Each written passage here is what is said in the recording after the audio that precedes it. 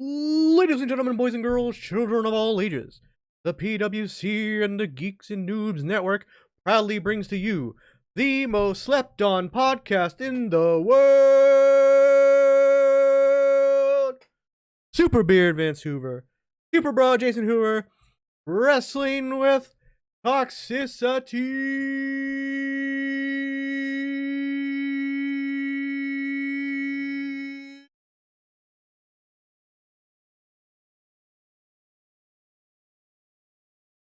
Oh, I'm lightheaded. All right, let's take a sip.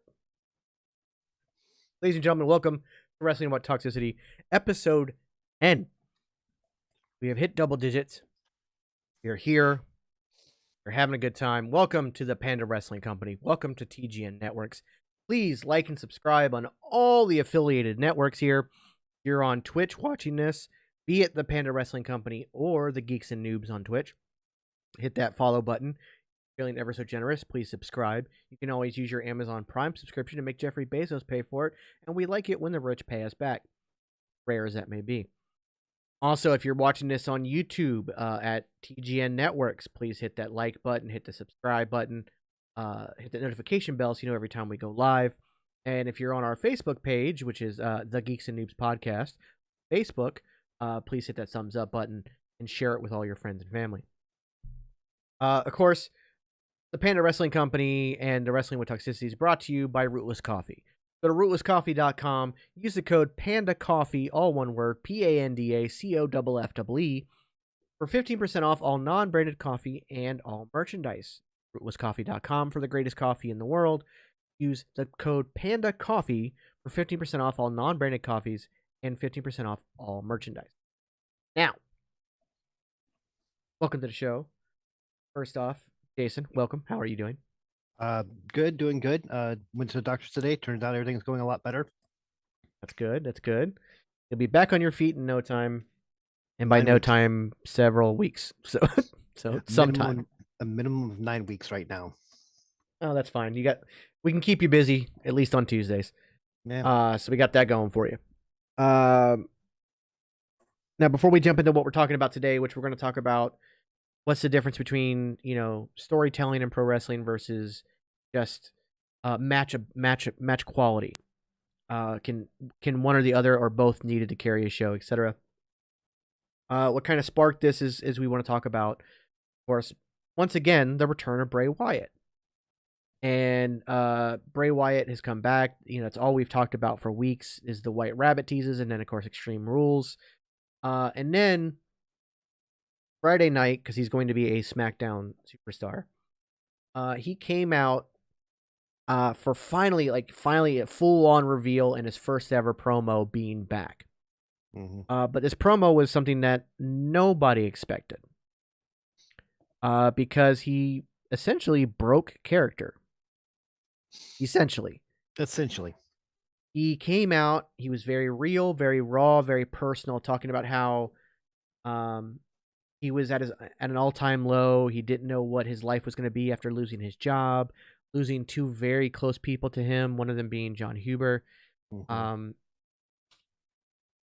Just losing everything he had built and he had come to know as his life. It was all gone in an instant.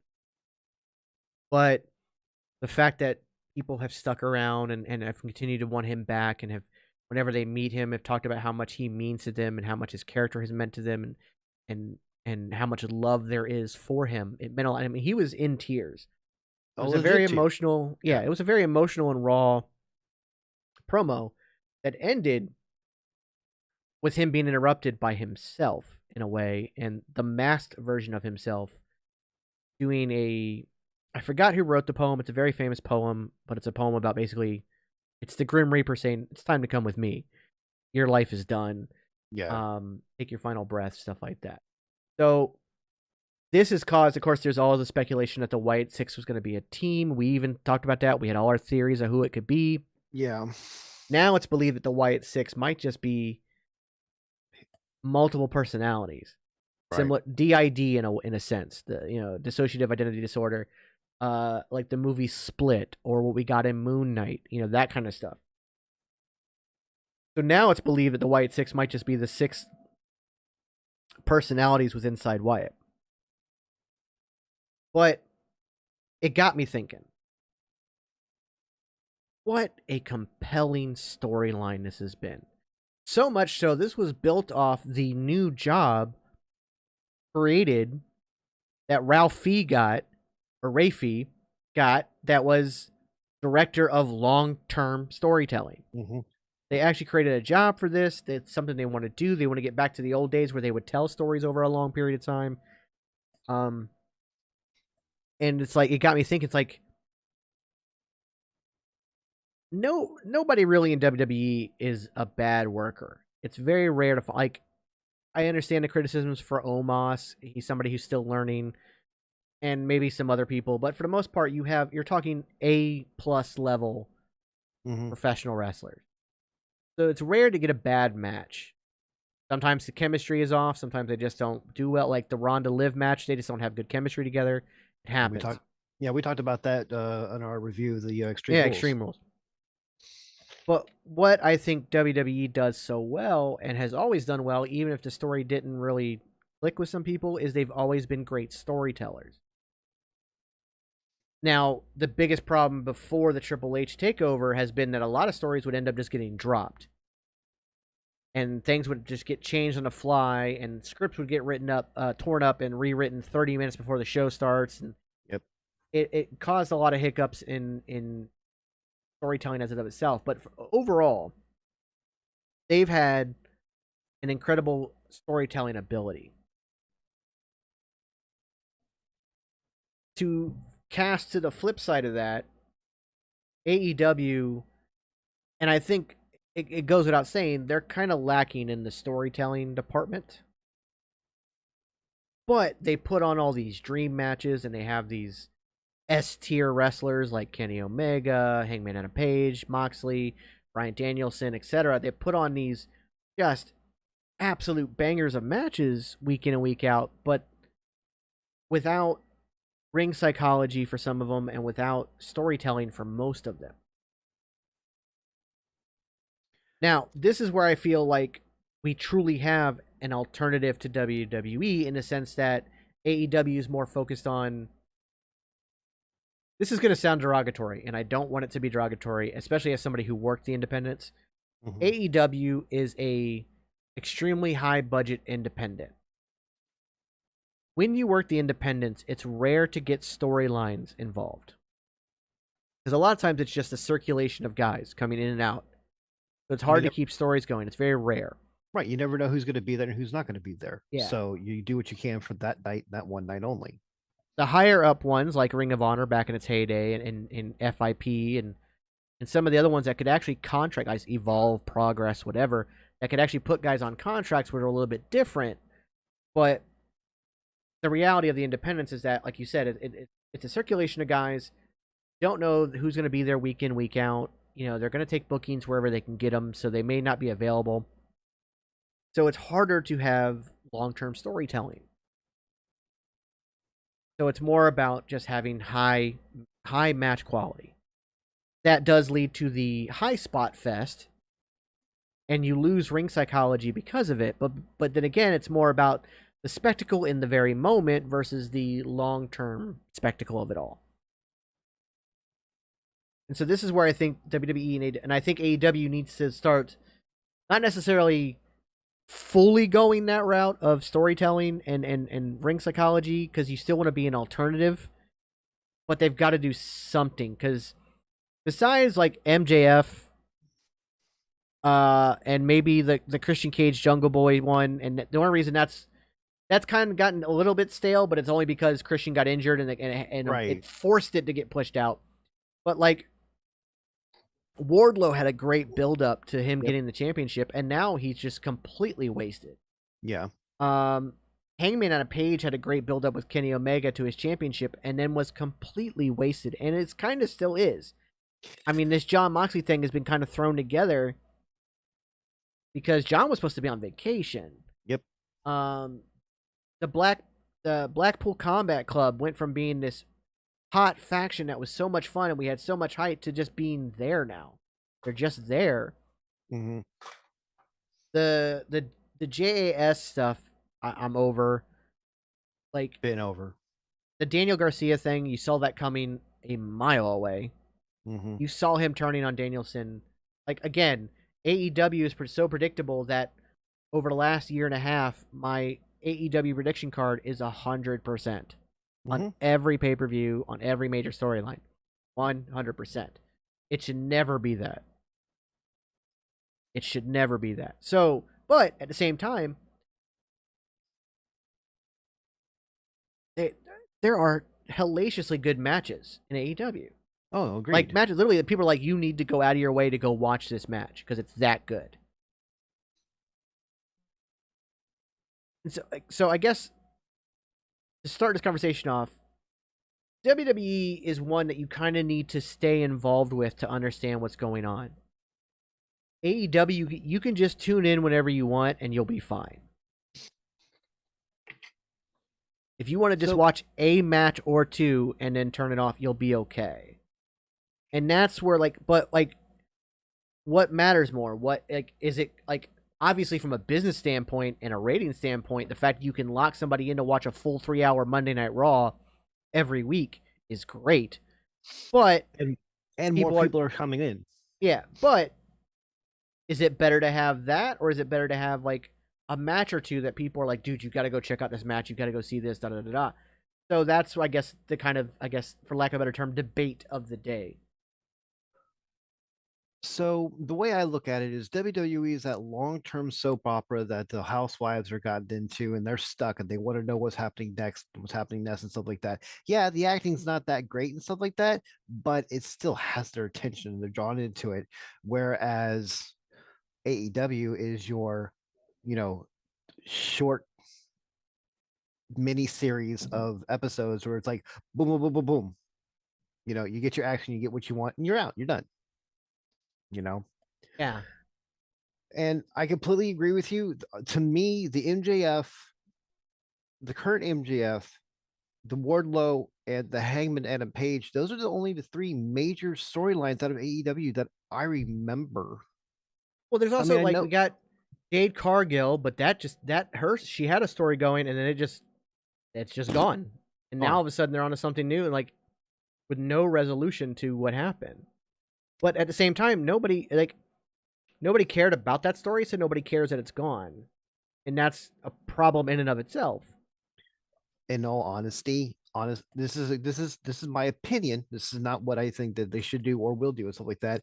AEW needs to take their women's division and just give them an hour show by themselves. Scrap them off everything else and just give them their own show. That way they can have the focus that they deserve. Personal opinion. Yeah, I can kind of see that, but at the same time, you're gonna have, oh, you had to put the women on their own show, like they can't hang with the men. Blah blah blah. There's gonna be there's pros and cons to it all. Vince, that's anything and everything nowadays. This is why we Yeah, even have this show, is the toxicity that people are showing. but at the same time, we've WWE doesn't have to do that. They have found ways to make their women's division relevant within their show. That's all AEW needs to do. They just need to have a better producer behind it. Kel, by the way, welcome. I just now saw your message. Sorry about that. Once again, that leads to just, our four bookers. Yeah, but I mean, you need to have. You should be able to integrate everything. You shouldn't have to separate anything based on anything. You should be able to just go out there, put on a great show. The women stand on their own in the show, like Dynamite. Your flagship show should have women on it, and it should have the ability to You've had them main event a few matches. You've had them do this stuff, but their women's division feels lackluster at best, and it's purely based on story. They've just dropped the. It seems like they've just dropped the Jamie Hayter Britt Baker beef after All Out. What happened? It's just he needs writers or something. I get that some people hate the writer aspect of it, but you gotta do something. But this is my opinion. I feel that story is very important when it comes to pro wrestling. That's what I watch it for. I compare it to this. This is my comparison. This is my metaphor because I always come up with metaphors. I play video games that are cinematic and story driven and single player, like Uncharted, Spider-Man PS4, God of War, the Resident Evil series. Those are the games I play. Anything that's got a story. I'm not a fan of the Call of Duty series, of multiplayer shooters, just bang bang, action action. I'm not good at it. I don't really play those well. Just not my thing. However, there's obviously a huge market for that. Mm-hmm. So this is where, and yes, there are campaign modes in those games, but they're not great. So you've It's an got, afterthought. so again, you've got storytelling and long-term story versus action explosion, instant gratification, instant fun.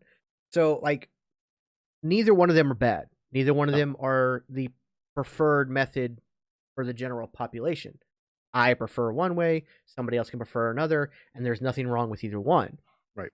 It's just that's the different, and that's I guess how I gotta equate this is that and the thing is WWE doesn't always nail the storytelling either. They're only batting. I would say they're batting better now, but 700. still, I would say now, over the course of the entire history of WWE, they're probably batting 250, which is a decent batting average in the majors. Right. But it's not, like they're batting 250 to 300. I would say now, by scrapping all the previous records and sticking with just the Triple H era, he's batting a much better average. But I still think he's probably still at about 500. I still think he's about 50-50 on the storytelling because there are some things it's like, nah, maybe not. But we're building things, we're moving things. And it's also a matter of, okay, we're kind of restarting fresh. Let's see what works, let's see what doesn't. We can at least properly move out of what doesn't work into something else. Right. That kind of thing. So, and whereas at AEW, like I said, things kind of things happen and then it's over. Right. And with AEW, don't get me wrong. I love AEW. They're a great company. I'm glad to see that WWE has a legitimate alternative and people have a legitimate choice now, because as much as people want to say TNA and Impact and NWA and New Japan and stuff like that those have always been a little bit outside of people's reach, where AEW is more easily accessed and stuff like that. I can't even watch Impact. Like, I've got to watch it on YouTube. Yeah, like I have to. Yeah, exactly. Like I can't even watch it because I don't have that channel, and I would have to pay like an additional like $50 a month to get that channel. Right. NWA. Why am I going to pay a pay-per-view? No. Yeah. NWA is the same way. I mean, you got to watch it on YouTube and stuff like that. And New Japan Wrestling, there is another one where you got to pay an extra premium to get to the channel that it's on. Yeah. Or watch it on YouTube. Or talk to one of your buddies who's a New Japan fanatic who always pays the money for you. But whatever. That's a whole other story. But the thing is, this is my opinion. And yes, this is what we're talking about right now is a very opinion-based discussion. This is something that we both have had opinions about our entire lives about different stuff. This is our opinion. And I fully believe that there's not enough action in WWE and definitely not enough story in AEW. Well, and here's the thing, I want to put this out for everybody that's watching. There is no wrong answer here. Right. What you prefer is what you prefer. The only thing wrong about any of this is anybody trashing the other side of it because it's not what you like, and trashing other people for liking something that you don't like. That's toxic, right. Which is, again, the whole point of this podcast is to eliminate toxicity from the fandom as much as possible. So if you prefer AEW to WWE, that's fine. Don't attack people who like WWE better. And same goes on the flip side of that. If you prefer WWE to AEW, that's fine. Don't attack people who prefer AEW over WWE. Now, as far as match quality goes, I think it's almost you would be hard pressed to say that WWE since the Triple H era has not vastly improved the match qualities. Mm-hmm. People are getting much more time. You're setting up dream matches. You're setting up good chemistry partnerships. Like that's why the Liv Morgan Ronda Rousey match stood out like a sore thumb, because everybody else had such wonderful chemistry in their matches. You had to quote Sheamus, banger after banger after banger. Like even like last night, the AJ Styles Dominic Mysterio match was really good. Yeah, it was. Now Like, Dominic surprising. still needs a ton of work on the mic. There's no denying that. He needs a ton of work on the mic. Saw him get flustered during his call out of AJ. Rio was there to help him out. And I get it. Still young at it, and that's not something, as much as his daddy can teach him how to wrestle in a ring, like Ray isn't obviously the greatest at promos either. It wasn't necessary for him. Small man gets thrown around and makes a comeback. Like his best promo work was when he had Eddie to fire off of, and that's because they were, great friends. And Eddie is also one of the best on the mic. So Dominic still has work to do in the promo department, but that was a great match. The Riddle Seth Rollins match was fantastic. Lashley, the Lashley Lesnar stuff. I thought that was well done. Yeah, like I like that, and that's something else with the storytelling. We came into Raw. Bobby Lashley was mid-sentence. Yeah. That was brilliant. He had just hijacked the show to call out Lesnar. Like he's not even caring that the camera's on. He's got a mic in his hand. Who knows how long he's been in that ring. Yeah, that mic was not that mic was just to make it loud enough that I'm calling him out, not that I'm on TV, I've got a promo to cut. It was I just want to beat his ass. By the way, that spear that he gave Lesnar through the barricade was amazing. Yeah, I think Brock shouldn't have jumped when he did to take the spear. It looked amazing, but he landed so high off the barrier. The padding on the barrier didn't help him at all. And you saw it on his face when he was like, "Oh, I shouldn't have jumped." But like again, this all comes down to, how you tell a story. It's not just with promos you tell a story. The story told there, like, now I really want to see this match. And my thought was initially like, well, Lesnar needs to come out after Bobby called him out and said, "Look, do you think I forgot that you beat me by cheating?" Da da da da. But no, he came out without a smile this time. I was like, okay, we've got bad Brock again. And sure enough, it was just a brawl. And that worked. Set up the match. Now I want to see it. Now we also know that we're going to get an even better match because we've got good guy Bobby with no manager to interfere. None of that. Speaking of which, did you see who the Shelton and what's his name? The other Hurt Business guy, Cedric Alexander. Cedric were forcing their ways to Bobby to make sure that they knew that he was there. That's a little storytelling that can lead to something in the future. It's one of those things. Is like, how many people are talking about this? Triple H and his long-term booking. People going, all right, how many people noticed that? How many people are seeing this? Blah blah blah blah blah. It could possibly bring into future rehabilitation of the Hurt Business. Maybe. But there was nothing overt. So if it doesn't come to anything, it doesn't come to anything. Exactly. And that's, I think, key. Whereas, like, I've gotten to the point, like, so for me, like I've talked about it before, I will sometimes, if I know a match is going to be like a mid-card match, it's just like, all right, I'm not really interested in watching this match. I'll fast forward to the match and just get to the promo stuff. Like, we had talked about one of the issues, a story that wasn't working was the Dexter Lumis Miz story. Right. However, they've completely turned that around in just one episode with adding Johnny Gargano to the situation and talking about just give Dexter what he's promised. I know your secret. And then the attack by the Miz on Dexter. I'm like, I'm now invested again. There was no match. There was no match. It feels new and fresh again. Yeah. So, but like I said, with AEW, I watch Simon Miller's ups and downs on Dynamite and Rampage. And then if he says, hey, you should go check out this match, I'll then go watch the match. I have them on my DVR, but I've stopped actively watching AEW because there's no story to draw me in. to keep me coming back. I just watch it for whatever. Like, I'll go, okay, that match sounds like a banger. Let me go back and watch that match. And I'm also not a huge fan of the commentary on AEW sometimes. It depends on who's on it. But, like, having, like, 4, 5, 6 people on commentary, Too not much. a fan of. No. Like, give me Excalibur, give me Taz, give me Jericho. Give me those three. Right I'm there. not even a huge Excalibur fan. I like He's Excalibur for his knowledge. okay. He's got great knowledge. But, like, I would prefer, like, I definitely don't like. I've never been a Tony Schiavone fan ever. So, like, I like it better when he's just let him do interviews. Don't have him on commentary, especially like he has taken this almost like everything personal. I don't give a shit route. Like it's weird, and it's just not for me. Jim Ross, I love Jim Ross, but I also think maybe his time has come.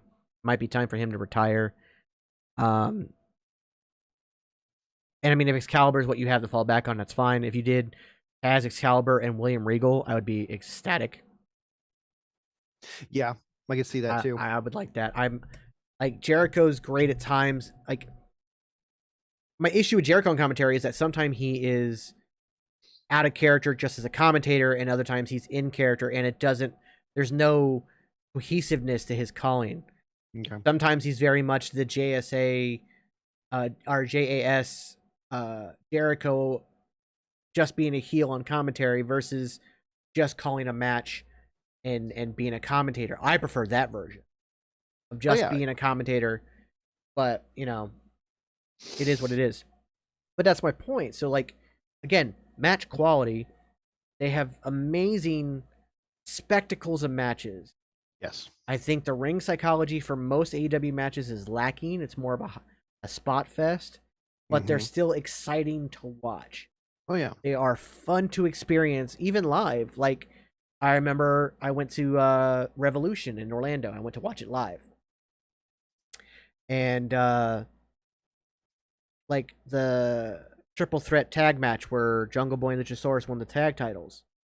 It was a fun match to watch. It was so cool to watch.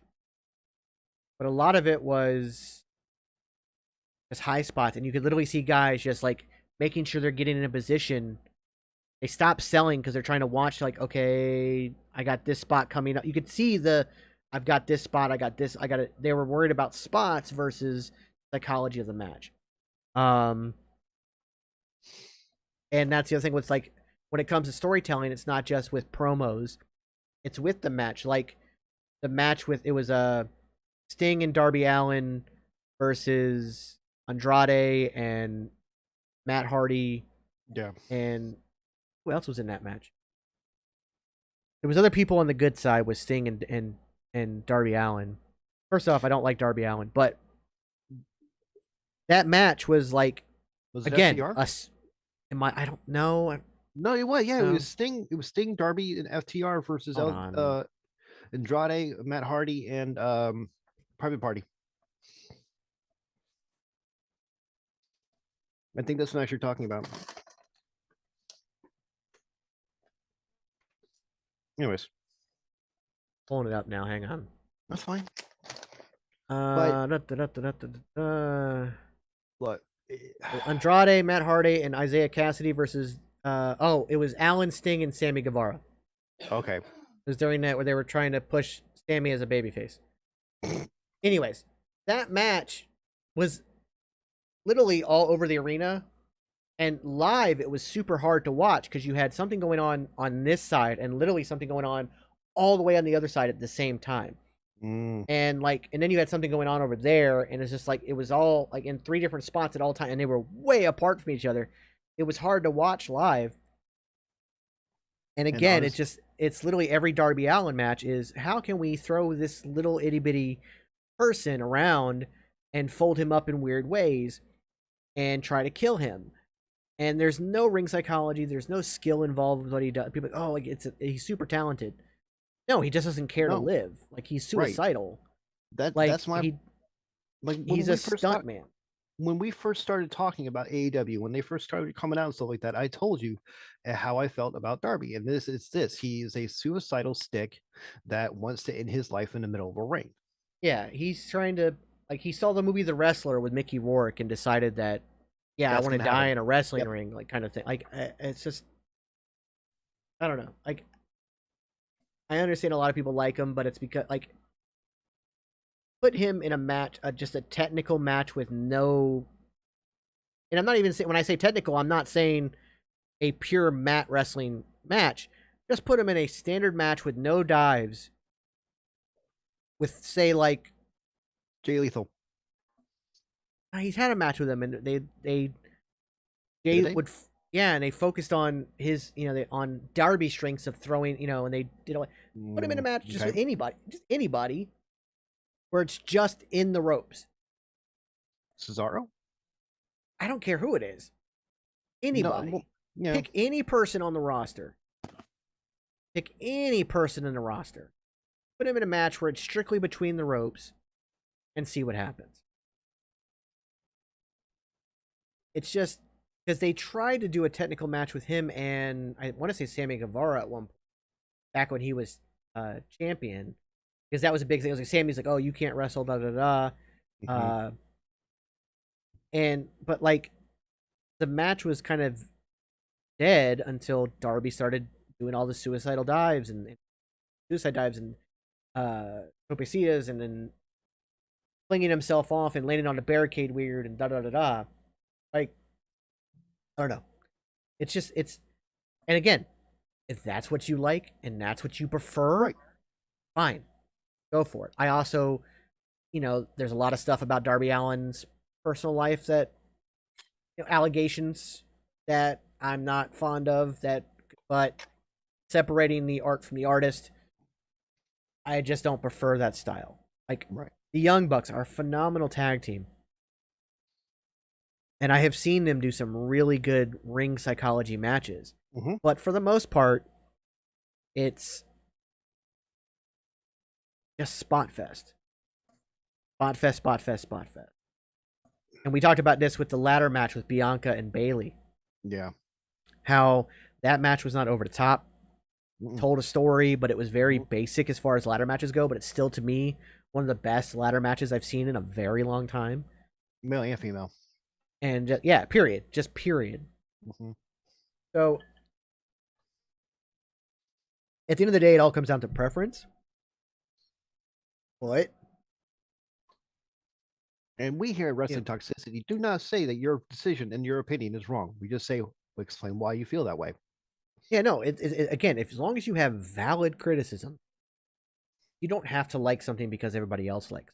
Hmm. You know, uh, you also don't need to attack anybody who doesn't agree with your opinion. Have open debate with valid criticisms. Hmm. That's fine. But if it's just, oh, this sucks. Why? It just does. No. That doesn't work. Um,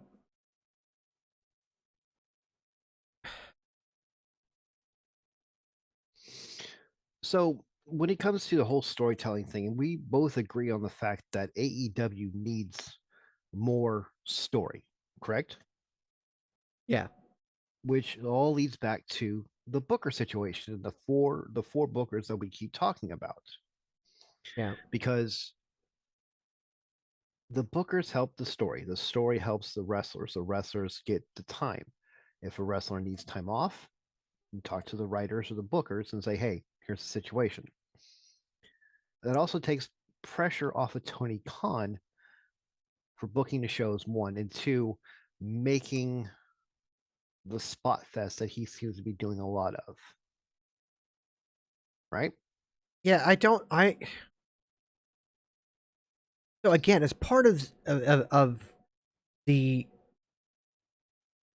rampant want to be an alternative to WWE versus just another wrestling product, they want to be an alternative. So I don't necessarily think the Spot Fest era is going to go away there. A lot of who they hire are people who do that. Okay. I think that it's more about learning to integrate it into long-term storytelling, because that's the problem we're seeing. We talked about this also, like the dirt sheets are starting to turn on AEW. Yes.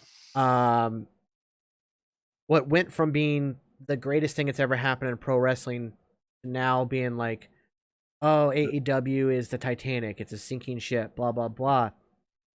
It went from one extreme to the other, and that's insane. And it's the tribalism of the situation that has Yeah. done that too. Yeah, I don't think AEW is going to go anywhere. I think they're going to have a very long run. I Um, I personally see AEW lasting at least 30 to 40 years is if they I would can hope get so.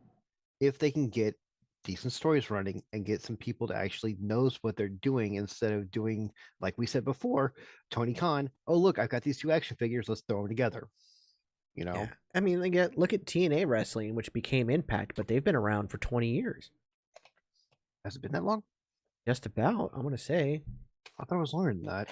and did TNA wrestling Because you got the 2000? Yeah, May of this year they hit 20 years.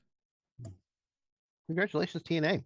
You And know, they so put like, TNA, in my opinion, because I watch it from on YouTube from time to time, and they've got decent stories. They've got really good matches, but they've got this small. How to put this? They have the armory feel when it comes to their well, yeah, studios because and stuff like that. they don't get to travel. Mm-mm, Everything's done. Even their pay-per-views are done in that place because they don't have the budget to do anything more.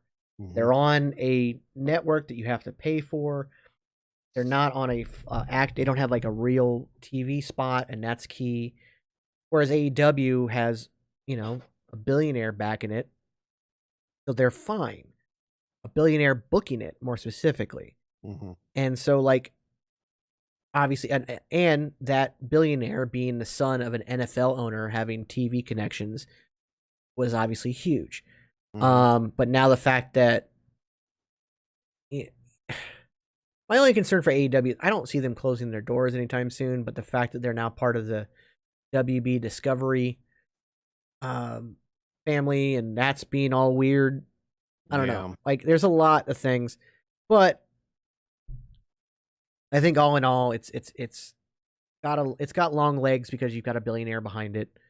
I don't think And it's got a lot. they, In my opinion, I don't think it's just the billionaire though, because you can have a billionaire running a product and stuff like that, and it'll still fall apart.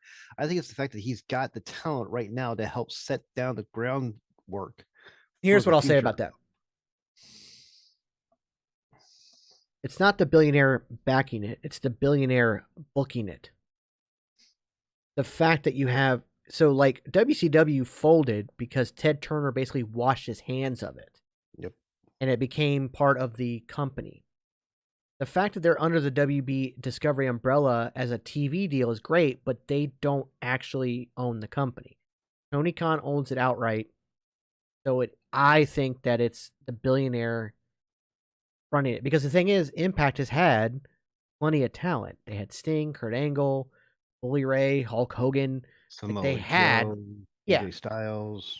exactly. List goes on and on and on. Well, I'm talking about names to sell the, just name, because those guys were up and coming when they came in, versus like you had Sting, Hogan, Angle, Christian, Booker, like you had all these people that were named people that could run a right? company, Booker or like T, help. Scott Steiner. I Yeah, hope you know. Scott Hall, Kevin Nash, Yeah, Macho Man, all kinds of people. But they didn't have the money to continue to pursue, and they kept having to sell to other parties, and they kept having to do this and that. I don't think AEW is ever going to get that way. I hope not. I hope Tony Khan doesn't just like try to wash his hands of it all of a sudden, like he gets tired of it or whatever. But I think the way to avoid that is for him to relinquish, take a step back, take a breath, relinquish some of the power. Because I want to see AEW succeed. I want to see AEW continue to go on. Because again, as bloated as that roster is, and that's a problem, mm-hmm. we're still getting to see people that we wouldn't normally see. Because WWE is already bloated in a way. WWE is, although they thin their herds with all those budget cuts and cutting those people. Like Triple H is bringing them back. We've got a roster that's nice and full. There's still other people we want to see come back, but you're already seeing that some people can't get the push that they deserve because there's only so many spots, even on a company that has more TV time than any other company. 7 hours a week, I think. That's not including. No, it is. No, that's With including NXT. Yes. It's 7 hours, but then you've also got the network, Right? and you've got Peacock behind that. Mm-hmm. So there's plenty of TV time, but one of the things that helped keep WWE successful and relevant was going public. AEW, I think, is a long way away from that still, but right now, Tony Khan is literally holding everything on his shoulders. So he needs help with that. Mm-hmm. Do you think that Malachi Black will make a return to WWE?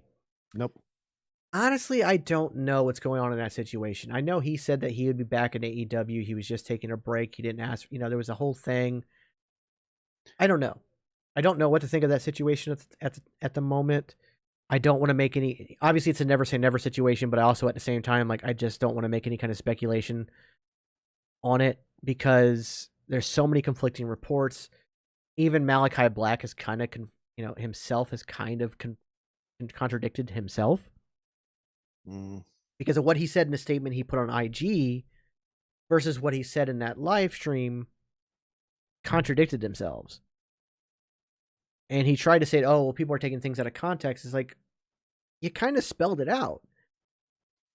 And so now, but it's like, I don't know if maybe talks had changed between him and Tony and he had maybe gotten to a better ground, but it's very obvious he wasn't happy with where he's going. He was brought in and obviously this is the other problem with it is that people keep getting brought in and promised things and then they're not getting it. And then there's tribalism within the people there on both sides. There's tribalism there. Like Moxley saying, he signs this new 5-year deal. He'll never go back to WWE, even though, like, if you were to bring him back now with Triple H in charge, it would be a vastly different character. But he is so stuck on what happened to him before. The scars and the wounds from the past are so prevalent to him that he can't let it go. But then you got, like, Andrade saying he was promised all this stuff and none of it was delivered on. And that's why he wants out. And just, there's a lot going on in both companies that a lot of people don't understand, and I get it because you're not there, you're not part of it, you've never been part of the business, and so it sounds like one way and it's really another. But at the end of the day, you never say never in this business. Even if Malachi re-signs with AEW, another contract, he could potentially, at the end of that contract, end up back. Who knows? Well, Malachi's contract isn't up. He's still got 2 years. He's just taking. That's not true. Really? He said, "Whoever's saying that my contract is not up till 2024 is full of shit." That's what he said. So the reports about his contract not being up for another 2 years is bullshit. Okay. He said that people can't even get the numbers right on his contract. So we don't know. And in fact, the only contract we know about is the Jon Moxley one because they actually put out a full press release with the actual 5-year extension. Everybody else, and the fact that MJF is constantly talking about his contract's up in 2024. Which it may or may not be. Well, I think it is. But I also don't think he's going anywhere. I think he's going to do at least one more contract run with the AEW before trying to go WWE. I feel like this storyline is proven that, like, he's not going anywhere. It's all part of the character. I honestly, I think part of the story is shoot and work at the same time. I think it's 100% work. I don't know. I think it's 100% work. I think all of it's been work, and he has worked it to a T because he's got everybody buying that. I promise you, the character of MJF would not be so praise heavy of WWE if he was legit going to leave. He just wouldn't bring him up. But because he's so praise heavy, every interview where they're like, well, what do you think of WWE? He's like, oh, I think Roman Reigns is the greatest wrestler in the world. Da, da, da. The fact that he does all that and tries to like downplay AEW is pure work. And it's all part of the storyline. That voicemail from Tony Khan was 100% scripted. All of that is a work. I think that it was a work designed as a work shoot. I think him missing that signing was all on purpose. I think that him being gone, the F-bomb and all that, all of it was on purpose. And I think it's 100% a work, and I don't think he's going to go anywhere. I think he may have already signed an extension. He may have. I just don't think he's going to go anywhere. I think the whole, like, I'm going to let these two people fight it out for me, blah, blah, blah. It's a work. It's all a work. Speaking of works, let's talk about that Bray Wyatt promo on SmackDown. Yeah. I don't think the promo itself was a work. I think that was a shoot. I think it was 90% shoot. Well, no, I think it was designed like he was supposed to come out and be real. And that was the setup that the character reveal at the end. Uncle like Howdy. The whole getting interrupted by him, himself on the Videotron.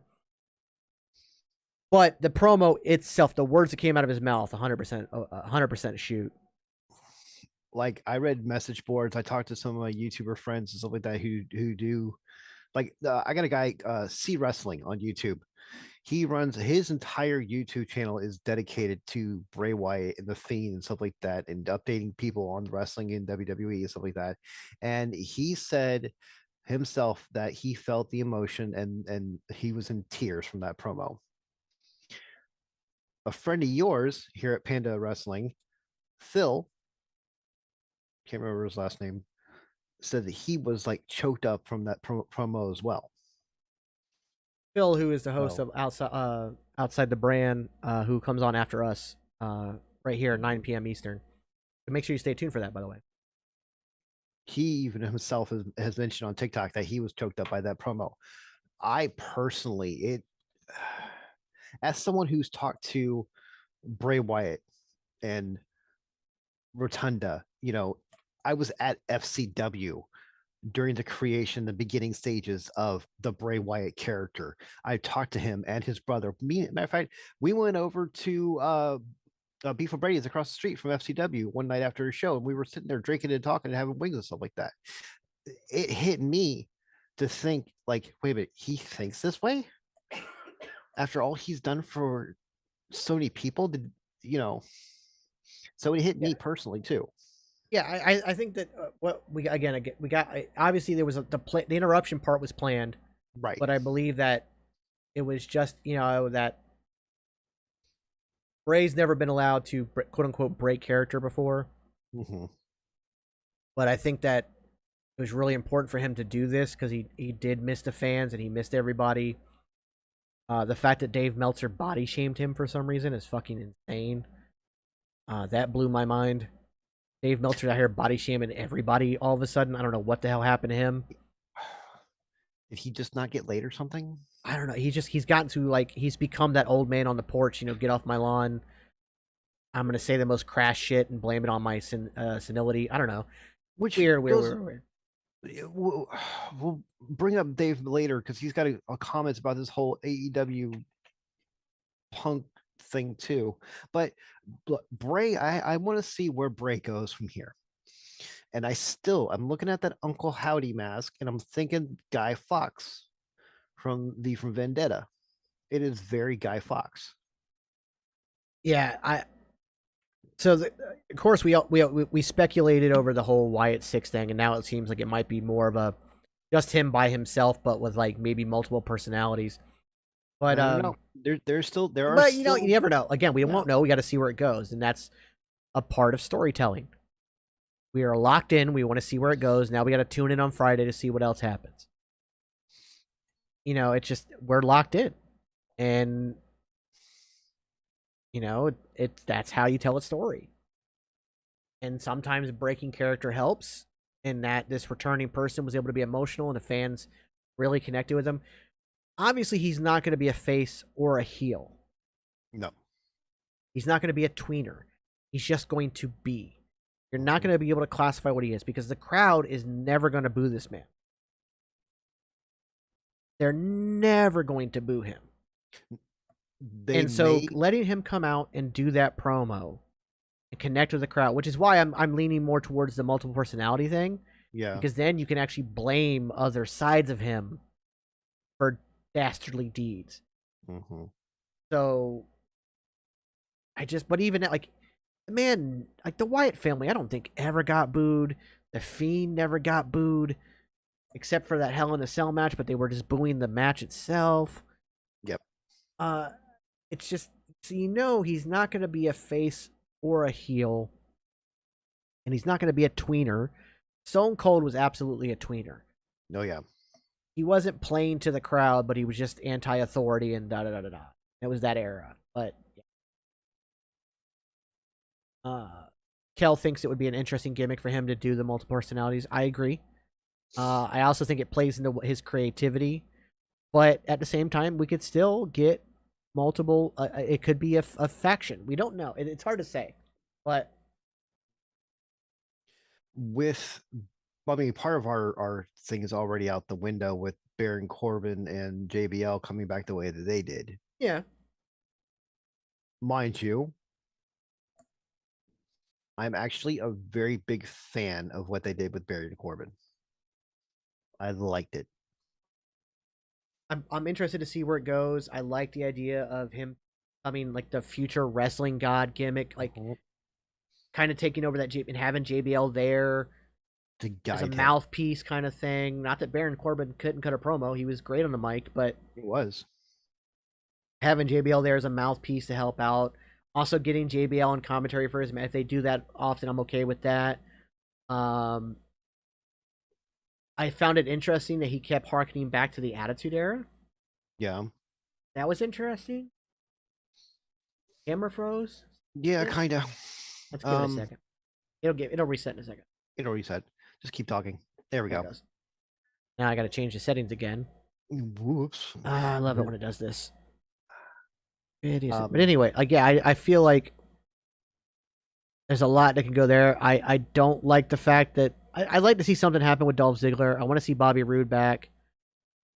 First off, just because I want glorious Bobby Roode back, because that's the greatest entrance theme of all time. Really is. Like, I actually have it on my gym list when I work out. Really? I have that. So, yeah, I love that. It's so well done. And honestly, again, don't get me wrong. I love Dolph Ziggler, but I don't think Dolph Ziggler is going to go much further than what he is right now. I don't think so either. And if you want to do something with Bobby Roode, Rick Rude, whatever you want to call him and stuff like that, bring in James Storm. Bring back Beer Money. Didn't he just re-sign with Impact? I don't know. I haven't heard anything about him. He was just on Impact. I could have sworn that he just re-signed with Impact. I'll have to look it up, but last I knew he was in NWA. Maybe that was where I saw him. I know he signed somewhere though. But it's also the Triple H era. I mean, we've got the Neverweight champion. Is it Neverweight champion? The Neverweight Open champion. Yeah. Right. Is currently wrestling in WWE.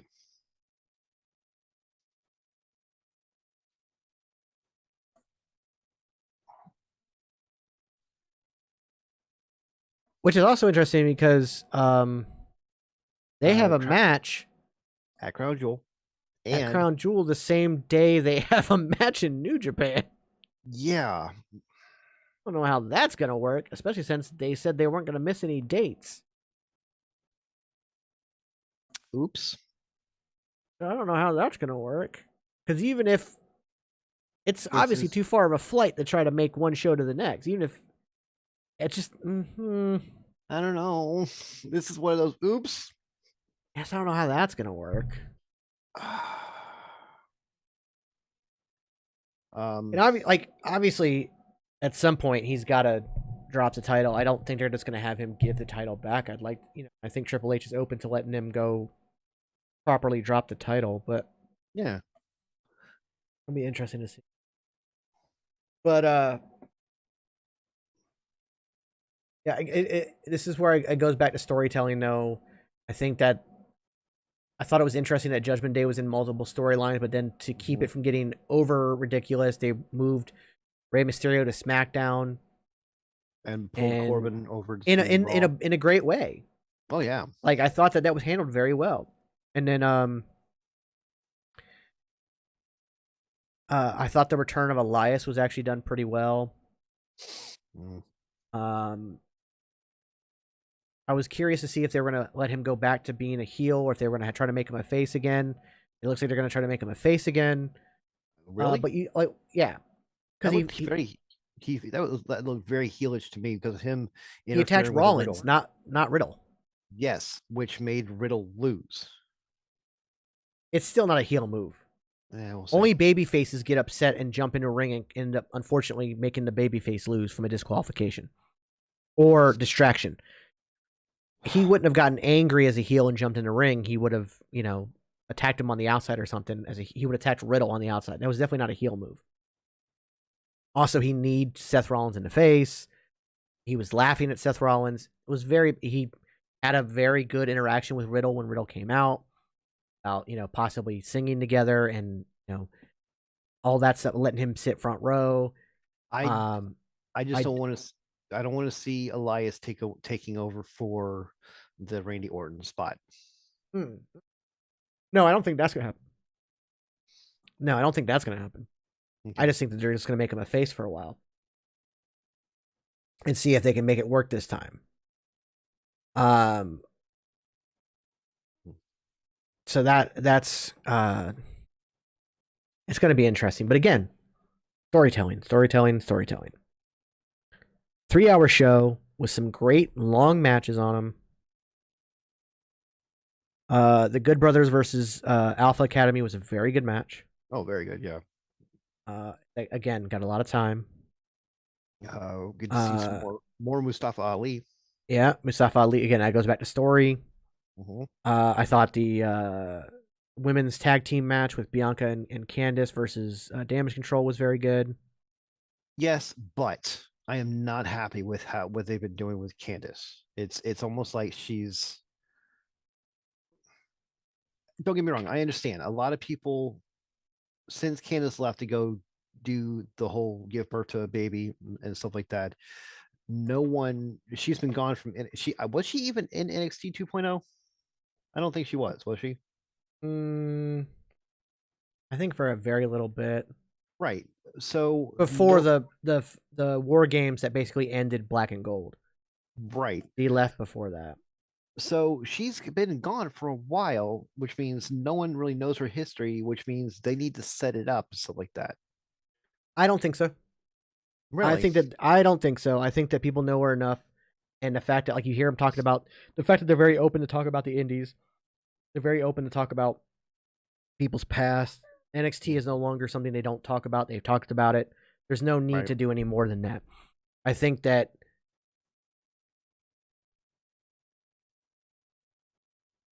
as far as Candice goes, you're just going to have to, I think, maybe bring up Indy Hartwell, have them tag again, have a tag run for a while, and then have her start to go after a title. Okay. I think maybe putting her on Raw might have been a slight mistake, although, like, because that championship picture is dominated right now. Yeah, Bianca. It's Bianca, Bayley, Becky when she comes back, which might not be that much longer. Yeah, so like, and on SmackDown, yeah, Charlotte's going to be coming back eventually, but I think that there's not a lot of like top contenders over there as much. So, yeah, I think that. And Rhea, whenever she decides to step back into the championship picture away from Judgment or bringing gold to the Judgment Day, all of a sudden, boom, now she's in it as well. So there's a She, lot on Raw, and I think yeah, Candice maybe would have done better on SmackDown. I But we'll agree. see. I agree. And Rhea just wrestled a match on main event, Well, so she's she's also clear. wrestling tonight. She's wrestling tonight in NXT. Right. So she's cleared to wrestle again. She's all good. She's healed up. Yeah. And the current rumor that I've heard, and it's a rumor, so I don't know if it's exactly true or not. But current rumor is Sasha Banks is going to be going to New Japan. Oh yeah, I saw that. She's gonna She's going to help. Kairi Sane. Yep. She posted it. Kairi Sane posted it, and then Sasha posted it on her Instagram. Yep. But again, the Now, fact that WWE is working at it, and I believe she's going as Sasha Banks and not Mercedes, if I yes. remember correctly. But this also could be part of that whole Triple H trying to work getting an NXT over there as well, because that's a project he was really trying to get done. So NXT, whatever he was going to call it, I don't remember. But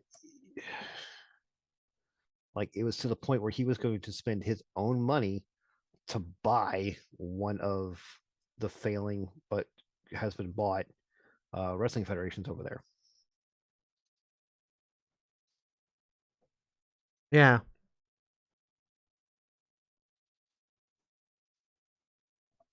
Find this poster just to make sure if she's actually listening. As Mercedes or Sasha? Yeah. I honestly believe it was Sasha. Yeah, I'm just trying to see if I can actually find a poster. But the thing is, what does this do with Naomi now? What's going on with her? I have no idea. It's in all Japanese, so I have no idea. And it's IWGP. Right. It's not New Japan, so I got that wrong. That's another federation over there that people over here don't get a chance to watch that much. What's interesting is Kairi's name is in English, but Google Translate. Oh, I'm trying to read the article to see if maybe they translated it. I don't know. No, apparently not. But it's going to be in Stardom, right? But yes, which is the all-female.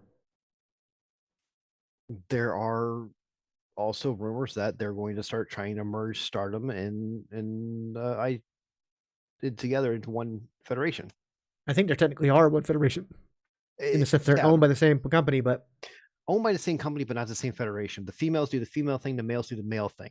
That's how they've been doing it. But now they're going to try to integrate them together to be more modern, like WWE. I mean, whatever.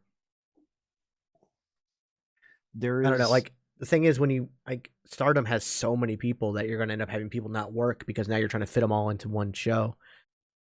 Yeah, I think it might be at this point. I think it might be best to keep it the way it is, only because, like I said, there's so many people on a Stardom roster that because they get their own full show that people can actually get time versus trying to integrate them. You're going to be cutting both the men's and women's times because you're trying to integrate them into one show. Even if you run multiple shows, you're still integrating them into one show. So I think that maybe at this point it might be best to not do that.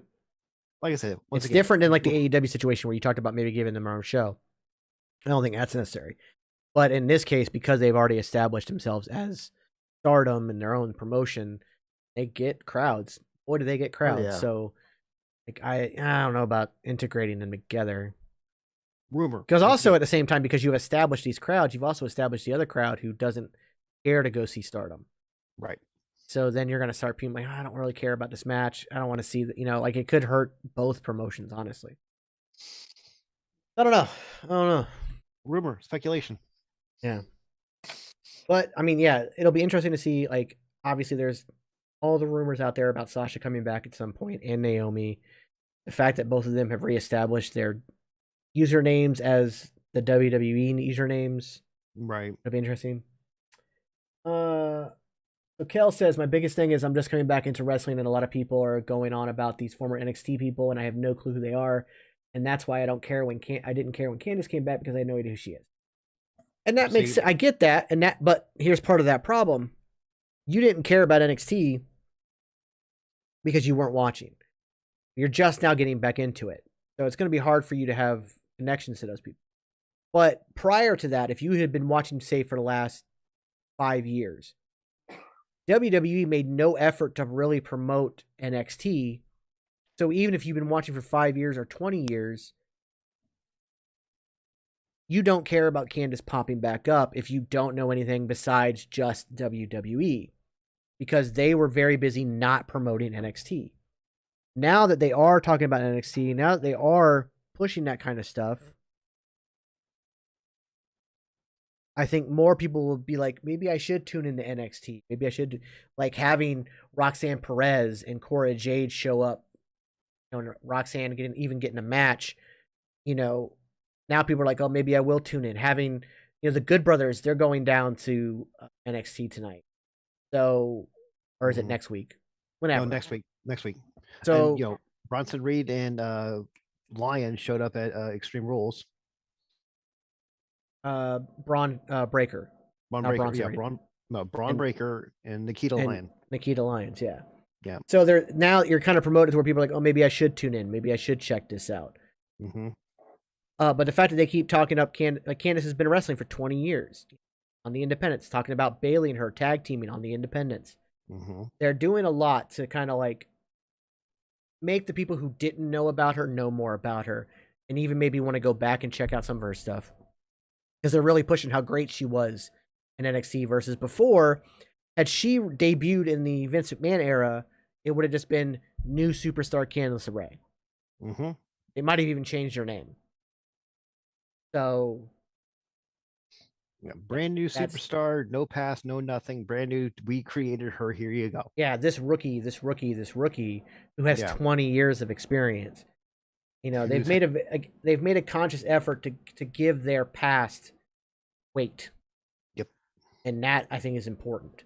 And it's not only giving the WWE past a weight with NXT and stuff like that, it's giving the wrestlers themselves, like giving Candice the fact that she's got 20 years of experience. Yeah, the same thing they did with Dakota Kai. Like they talk about how she has 15 years of wrestling experience. Io Sky has 15 years. Bayley has 15 years. Together we have 45 years. Mm-hmm. NXT hasn't been around for 15 years. So obviously they did it other places. The fact that they talk about PWG and New Japan, they mention these things. It's good. It's really good. Mm-hmm. And so, yeah,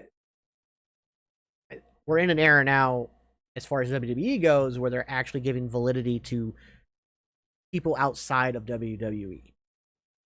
That people have had wrestling experience outside of the... So people aren't coming in as rookies. And the ones that are legit rookies, this is a homegrown talent. This is somebody we brought, you know, but look at how they've taken to it. They're like Braun Breaker. Mm-hmm. Never wrestled anywhere else but NXT. You know, homegrown talent. Mm-hmm. So they can say the same thing about Bianca Belair. Yeah. She's only wrestled with WWE. But she's a freak when it comes to stuff like that, though. Yeah, she's one of those people who just like... She tries something and she excels at it immediately. Yeah. Like, I have a feeling that she would be the type of person that on her third game bowling would bowl a 300. Like, that's just how good she is at things. I can see that. So, whatever she gravitates to and puts her mind to, she excels at. Yep. I can see her also being the first WWE female to wrestle a WWE male in a legitimate match. Oh no, we've had a couple. Like China wrestled Jericho for the Intercontinental title. It's happened. They weren't, you know, those were legitimate matches. Okay, yeah. That's also my biggest gripe about Bayley. I keep on hearing about her accomplishments in NXT, and now I'm seeing her for the first time, and I know who she is. But before she came back, but I'm not just seeing why she's so popular, because because I think she's not a good heel in what she's doing right now. I think she's a tremendous heel. Bayley it isn't just her accomplishments in NXT. She is the first ever true Grand Slam Women's Champion ever. She's won every major title that WWE offers the women's division. She's been Raw champion. She's been SmackDown champion. She's been a Money in the Bank winner. She was the first ever women's tag team champion. Mm-hmm. She's had she's been on the main roster for over 5 years now. Mm-hmm. And I think she's a hell of a heel. She's annoying as shit, but that's kind of the point.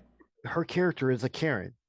That's the point to her character, is to be annoying as hell, especially to Michael Cole, which is comical genius. Yeah, that's. But again, coming into it, what they've done though is they've planted seeds and let you know things that if you really want to learn more, you could go back to the Peacock. You can go back to the network, go to the Peacock streaming service, and look at past stuff. I mean, hell, if you don't feel like combing through hours upon hours of footage, just go watch Bayley's interview with Stone Cold Steve Austin on the Broken Skull sessions. That breaks down a lot of stuff very well. It'll tell you what matches to look at. She was the first ever woman to be a part of a first ever Iron Woman match. Mm-hmm. She's had a lot of firsts in history. Well, and Kel says, I don't think she's even annoying. I think she's just dull to me. And I'll admit that maybe like she hasn't been as heelish, but I understand why. So again, this is when we talked about long-term storytelling. It's hard to come into the middle of WWE not knowing the past. Right. And it's because, and this is the downside to long-term storytelling. She has dialed it back a bit because she's trying to let Dakota Kai and Io Sky shine. If she was full on the way she was before her injury, she would overshadow them at every single turn. But if you just went back and looked up before her injury, just her feud with Bianca in the Thunderdome days, you know, you would learn a lot about her as a heel. But I do think she has dialed it back a bit because, you know, she's trying to let Dakota Kai and Io Sky shine. Also, like, I think, I don't know if this is what they're doing, but this is just what the kind of sense I'm getting, is that even though she was able to pin Bianca at Clash of the Castle, Io Sky and Dakota Kai are the ones winning all the time, and Bianca and Bayley is not. And eventually it could lead to her being outed from the group. I don't see that happening because they did that. I hope not, but that's just a sense I'm getting. Right. Plus, they did that with Judgment Day, and Judgment Day is still kind of fresh with that too. Yeah. You know, so I don't see that happening because one, Triple H is in charge, and I don't think he likes copying storylines. Two, it is still fresh. Yes, Edge has walked away from wrestling for a little bit to go heal up and stuff like that, take care of Beth. By the way, and also star in a new Percy Jackson series as Ares, the God of War. Oh, that's gonna be so good! Can't wait for that. But did you see the touch that Rhea did with her armband that had Beth on it? Yeah, that was nice. Nice touch. But Bayley, I have seen the swing of Bayley. I've seen Bayley coming into NXT, trying to find her character, found the hugger gimmick, got the popularity, has been the workhorse of NXT and stuff like that. Saw her come into WWE, kind of go up and then come back down. And then she found the Karen gimmick. And she's gone up, but now she's come down, but she's come down to give other people the opportunity to shine, to come up. Yeah. You know, she is one of the few females out there that I think understands how to make both people look good going in and coming out of a feud. Her ring psychology in and out of the ring is Einstein level. Oh yeah. Also, I think part of why I feel the way I feel about that's where the story's headed is I'm still tainted by the past of WWE. because if this was a Vince McMahon era, it would be so obvious that this is what they're doing. Right. And so I think that might be part of why my brain went there, is because I have nearly 40 years of this is where this goes. Yeah. And ever since the massive success of Shawn Michaels turning on Marty Jannetty and super kicking him and then throwing him through a window on the barbershop. Yeah, man. Again, Vince McMahon's like, oh, this worked. Cool. Let's keep doing it over and over and over and over again for the next 3 decades. I mean, so we saw it. Triple H did it to Shawn Michaels when he returned, and they did the DX reunion, and boom, he turned on him. Shawn did it to Triple H. John did it to Triple H. Like, but it happened. How many times has it happened? Where too many. Too many. So, and the Judgment Day one happened pre Triple H. Yes, but it was still very recent. So I could see him being like, maybe let's not do that. Yeah. But hell, Dakota Kai did it. She turned on Tegan Nox in NXT. Yeah. In War Games. So that was nice. Speaking of War Games, Survivor Series War Games. You want to make some predictions now, or are we? No, because I feel like Crown Jewel is going to matter. Let's get Crown Jewel out of the way. I don't think it's necessarily gonna set up a lot. No, I think it's gonna I feel like here's the thing about Crown Jewel. Crown Jewel to me is a mostly non-canonical pay-per-view. Yes, it's just something that it's an event that happens. This is why the Logan Paul match is happening, because it doesn't affect anything, and it's a non-canonical pay-per-view. It's just something that it's there. It's something they've got to do. They have this long-term contract that they're locked in, and it's almost up. Thankfully, six more shows. So I think it's 6 more shows. I think. Don't quote me. I think. So we'll see how it goes. I honestly believe this is going to be the first Crown Jewel that's actually going to matter. Like, I don't know if it's gonna matter. I think that like they brought obviously, because part of what happens with the Saudi shows that people don't realize is that part of the booking is taken out of the hands of WWE because the Saudi prince wants certain people there. Yep. So it's his birthday. That's why there was all these rumors about Goldberg returning for a match, because Goldberg is one of the Saudi prince's favorites. Mm-hmm. Undertaker. But they're getting Brock Lesnar. Mm-hmm. So Brock Lesnar comes back. He's gonna have a feud with Bobby. It'll be a one and done thing. It'll be done. Mm-hmm. The Logan Paul thing, one done thing. It'll be done. Some things will be continuing of storyline, like Judgment Day versus the OC, that kind of stuff.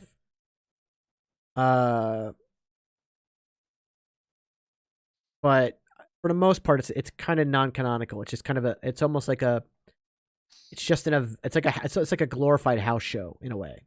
It's the MCU of the WWE. I mean, yeah, it's Multiverse of Madness of the WWE. Well, no, because Multiverse matters to the MCU. Some of the stuff coming out of the Crown Jewels have mattered in the past. Kind of, but not really. Mind you, it was stuff like, oh, we're stuck here at the airport, so NXT is going to have to come up to SmackDown and help out. But there's something that's in my head for some reason. There's something that says that there's going to be things that mean something, matches that mean something, events that mean something coming out of this Crown Jewel. Like, this is going to be the first time that I actually physically want to see Crown Jewel. Like, before, it's like, it's just a princess birthday party. I don't care. But now, something was going on. I don't know what it is. Well, I just think that they're building these pay-per-views much better. I think that's a big deal. I'm about to say it sounds more like a one shot from a comic. Yeah, exactly. It's kind of just like it's like an annual back in the day. Like, oh yeah, yeah, some of it kind of matters, but reality, it's just kind of a big spectacle that happens, and some things may teeter off into the future, but for the most part, it doesn't really matter.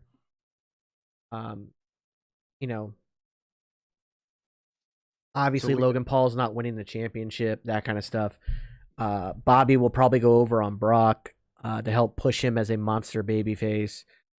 I think they're pushing for Omos versus Braun Strowman at Crown Jewel as well. So they have 4 matches booked right now: Roman versus Paul, OC versus Judgment, Brock versus Bobby, and Braun versus Omos.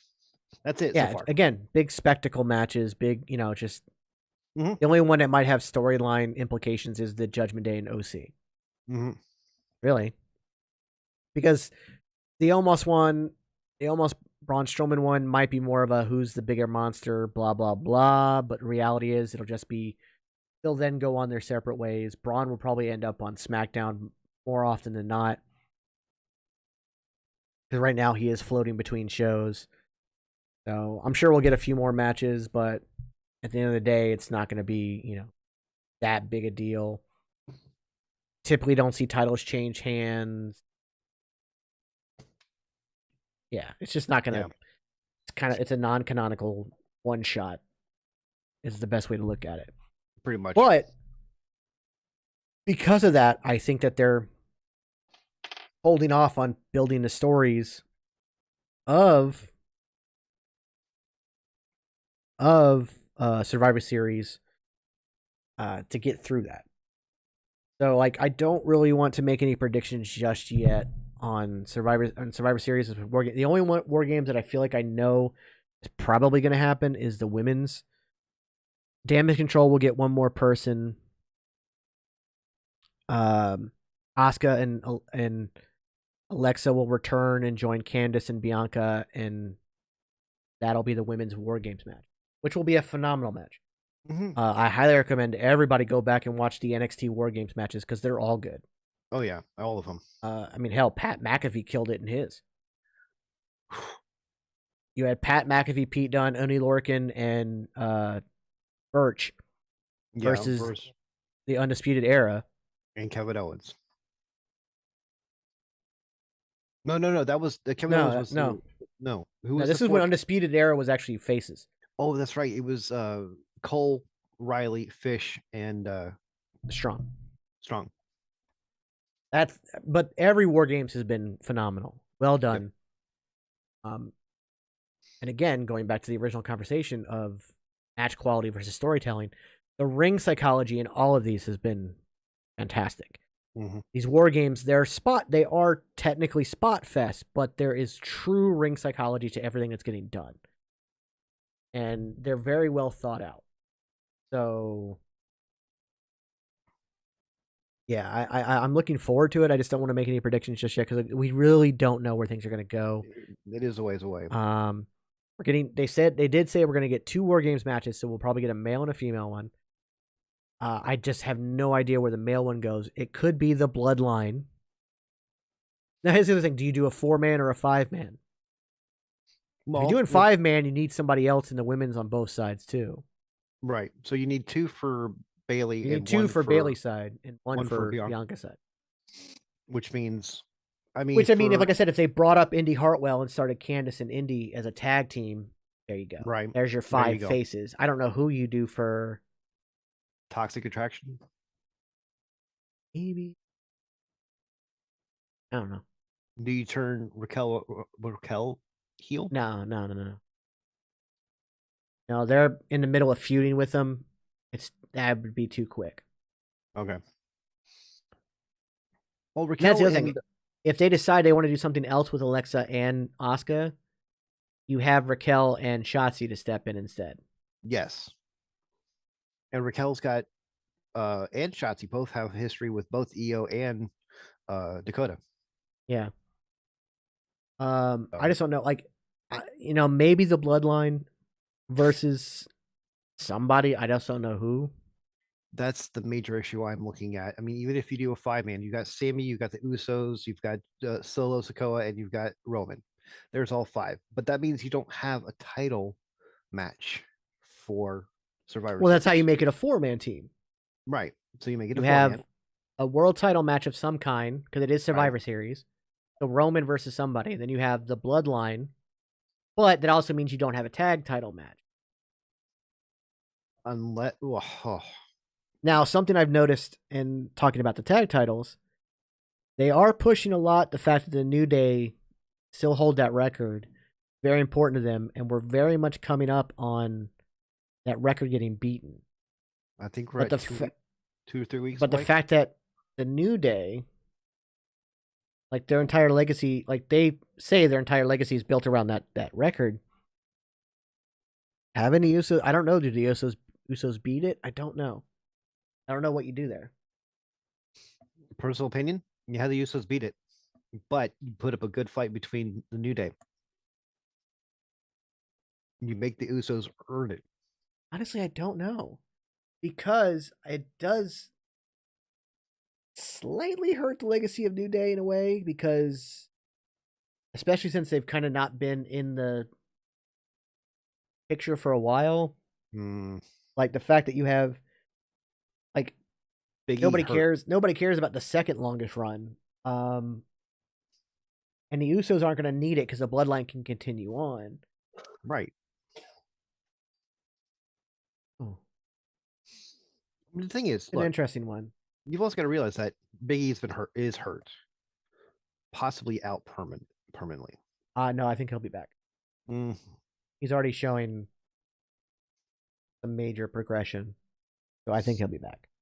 I got to think on both sides on that one, but Kofi's been out hurt. Woods has been out hurt. Who needs it more? I think the New Day need it more. Right. That's why they lose.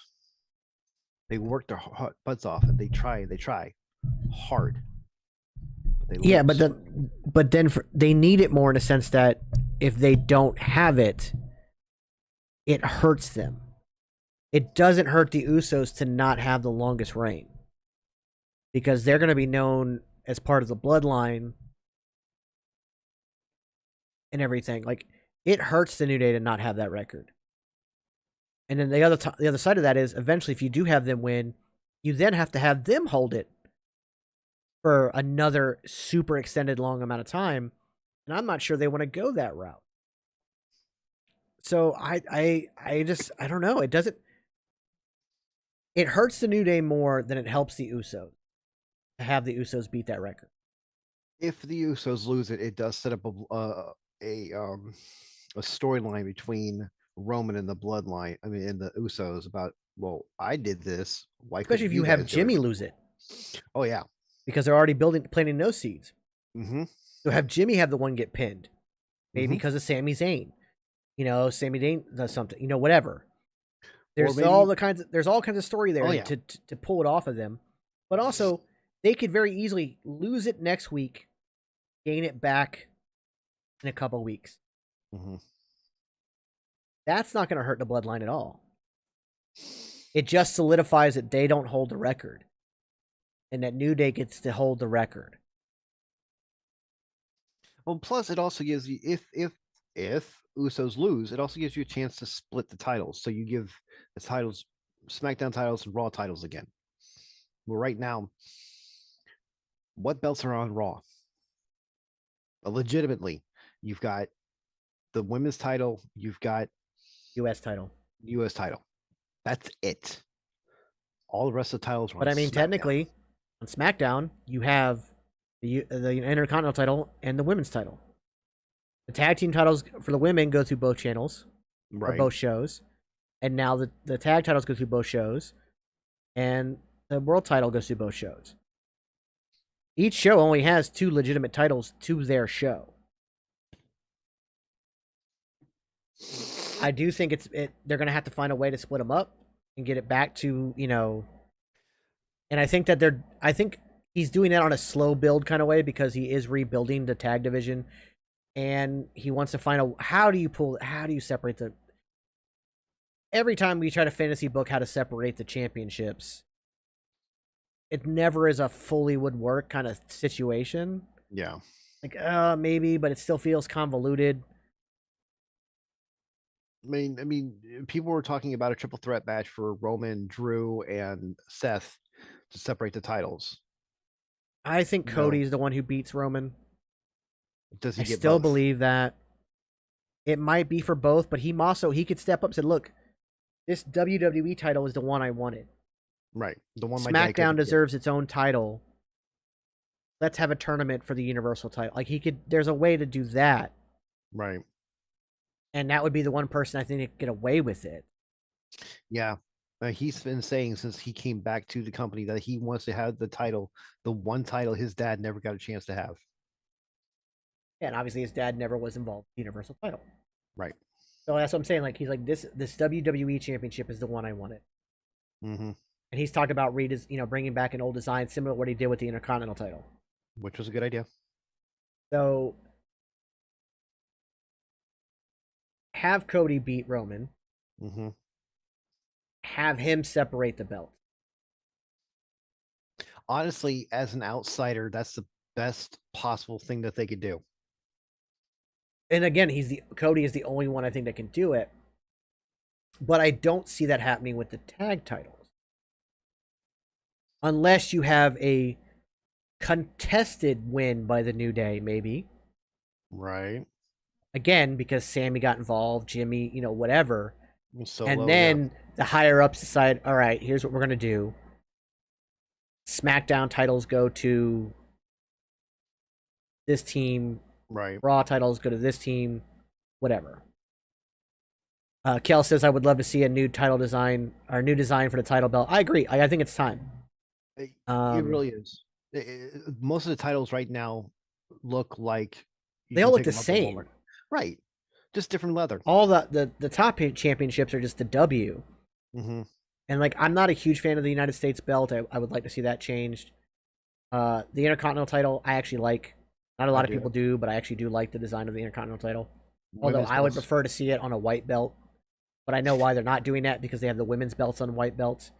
Yeah. So, the women's belts look good.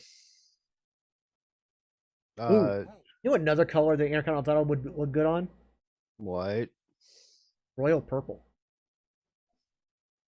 Yeah, I can see that. I think that would be a good color for it too. But does that harken back to the Divas days? No, royal purple. Right, but still, you and I are artists. We understand. I get that, but that's why you don't put it on the women's titles. If you put the purple on the women's title, then people are like, oh, that's kind of like the Diva title. Right. You do a royal purple on the Intercontinental title, which it's been before, by the way. Mm-hmm. And the design of it looks nothing like the Divas. You keep the plates, but instead of the black belt, you go with a royal purple belt, and boom. I think it works. I think it would. I don't think it would harken back. Either way. Even Kel said, I was just about to say purple. Yeah, I think that I think that it would. I think that I don't think it harkens back to the Diva era, because that belt looks nothing like the Divas belt, and the Divas belt was a light, almost lavender color, and I'm talking a deep royal purple. You're talking about a high gloss leather royal purple. That noble purple. Yeah. Okay. I think that works. No, I can see it. I really could. Oh. I'm glad this is how my mind works. I, jump in 1,000 ways. Because I thought royal purple, King of the Ring. Okay. Another rumor that's out there, and this would help with storytelling, right, is that they're talking about eliminating gimmick pay-per-views. Yes. In lieu of more, like, bringing back some of the old school, like Armageddon or stuff like that, where it's like a gimmick, but it's more of a set than a gimmick. It's a set piece than a gimmick. But you still have as far as like proper gimmick pay-per-views, I would like to see the return of the King of the Ring pay-per-view. I want the King of the Ring to come back, and I want the King of the Ring to mean something again. Mm-hmm. Because you got some great stuff out of that. You got King Booker. Mm-hmm. Sheamus was King of the Ring. Xavier Woods worked so hard to get King of the Ring, and he got it, and then they took the title. They basically stripped him of it like 3 months later. It's another story. It's another storyline that WWE was like, all right, we're done with it. We're done. Yeah. Just throw it to the side. Zelina Vega's Queen of the Ring, and that went away. Yeah. But if you do a King of the Ring pay-per-view, you can do King and Queen of the Ring. Mm-hmm. You set it up right. You run tournaments for the weeks prior to get spots on the final tournament of the night. Mm-hmm. And then you run a gauntlet-style tournament night. So you don't need your champion there. You don't need any of that other stuff. You can run it right, or if you want to have, like, tournament, title match, tournament, title match. You can do that, or tournament, title match, King of the Ring match. But you could just do the whole night as a gauntlet. Oh yeah, style tournament, similar to like what the G1, yeah. similar to the G1, but if you did it very much so like the G1 and stuff like that, you could definitely tell who the workhorses of the company would be. Yeah. I'll tell you right now, I think Shayna Baszler would run it for the Yeah. females. But you could promote somebody like Ricochet to it, or Mustafa Ali, or I mean, there are plenty of guys at the catering that could probably get some good spots in. Yeah, I think it helps elevate people. So I mean, look at what I did for Stone Cold. Austin 316. So there's so much that can be done with it. I think that would be one I'd like to see brought back. And Armageddon, maybe. Well, yeah, that would be a nice place. Armageddon. This where we have the Hell in a Cell match, where we not the gimmick, not the whole thing being Hell in a Cell, just exactly the Hell in a Cell match there. I think even Extreme Rules, although it was great this year. Oh yeah. Unless you plan it out accordingly, but even then it feels planned out. Maybe eliminate the Extreme Rules pay-per-view, and then you get something like Armageddon or something. Think of what other ones might be cool to bring back. Halloween Havoc, and not just an NXT Halloween Havoc. I mean, well, I think that you get. I understand why they don't bring the WCW pay-per-views to the main roster. I get that. Leave that. I'm okay with. Put the WCW ones on and use them in NXT. But I say use them like they're starting to, where this Halloween Havoc is an actual premium live event. It's not Halloween Havoc on a Tuesday. It is actually a premium live event on a Saturday. To do that. You can do that. Think of some ones I would like to see back. You obviously can't do Judgment Day because you have a group called Judgment Day.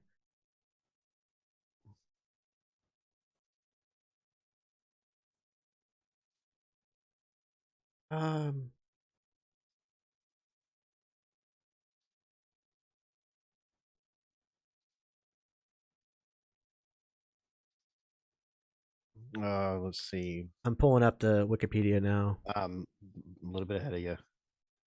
Let's see.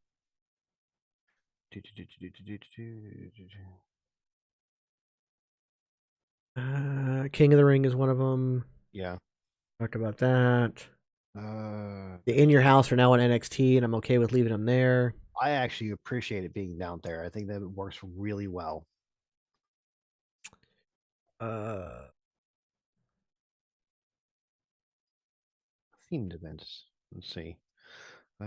Unforgiven or Over the Edge. Maybe. Bad Blood, maybe. Yeah. I would Backlash. Backlash. Because right now it's WrestleMania. They've changed it to like WrestleMania Backlash. Drop the WrestleMania part, just make it Backlash. Go back to that. Give me a no mercy. Cyber Sunday or Taboo Tuesday. Well, I don't think you can do the Taboo Tuesday anymore because your NXT's on Tuesdays. I think Cyber Sunday, it's too... People don't even say Cyber anymore. I don't really like that. That feels a little dated. But No Mercy, I think, or No Way Out. Which I think No Way Out, they still do they still technically do No? Yeah, they still do that one. They still do that one. Bragging Rights is another one they could bring back. Actually, I think with the muddied waters of the brand split, I don't think Bragging Rights really works anymore. Yeah. Do they still have Did they still do TLC? They don't do TLC anymore, do they? No, that became part of Extreme Rules. Okay.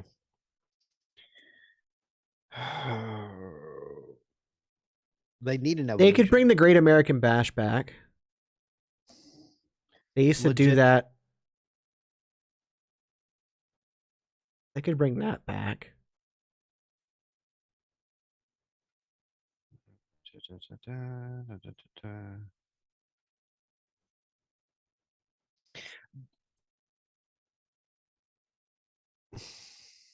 Yeah, I think the Elimination Chamber change that back to No Way Out. Right. Change WrestleMania Backlash to Backlash. Just Backlash. Yeah. The Hell in a Cell one, you can change it to, I don't know, Armageddon. No. maybe. Hell in a Cell. I think Money in the Armageddon. Bank. I think Money in the Bank as a pay per view needs to go away. Yeah. No, No. Let it go away. no, Let the no, match no, no, still no, be no, there. no, no, no, no. Actually, I'm okay with that. I was gonna say put it back on WrestleMania, but now I'm like, no. Again, have that almost like what it's been lately, where it's been like you got to win a spot in the match, Mm-hmm. and your two key matches are the Money in the Bank matches. I'm okay with that. You can keep that one. That's fine. I know that part of what they talked about with the wanting to drop the gimmick style ones is because they want to do more international ones like Clash at the Castle. So maybe instead of worrying about the names, it's more about where you're going to do it. You know, because you're going to say you're going to have one down under like they did before, Mm-hmm. with the Superstar, Super Showdown or whatever it was called. But you come up with a better name. Right. But you make it based around the location versus, you know, the gimmicks in the show. So that's a possibility. That's something that could be done. I think it's important. I from what I understand is that the day one pay per view is going to be gone. They're not going to do it. They used to do New Year's Revolution. Mm-hmm. And kind of bring that back or something similar. But again, if you're going to do more international pay per views, yeah, you can just name it like Clash at the Castle. You name it around the area. Right. You name it, you know. So again, if you're going to do one in South Africa, if you're going to do one in India, if you're going to do one in Australia, you're going to do one in Brazil. Beast of the East, you know, with the whole Brock Lesnar over Japan thing. Yeah. You know. So yeah, you can just keep working on doing stuff and base those pay-per-views, name them based on the location versus it being every year we're going to have this type of pay-per-view. Right. And yeah, I agree. Keep the Money in Bank because it's a lot like a Royal Rumble. You don't ever see a Royal Rumble match anywhere besides the Royal Rumble, and I feel like you need to keep Money in the Bank as is. Yeah, that's how I feel about it. Like, that's the one gimmick style pay-per-view I would keep, mainly because I think it works to build around. You can build to that without it hurting storylines.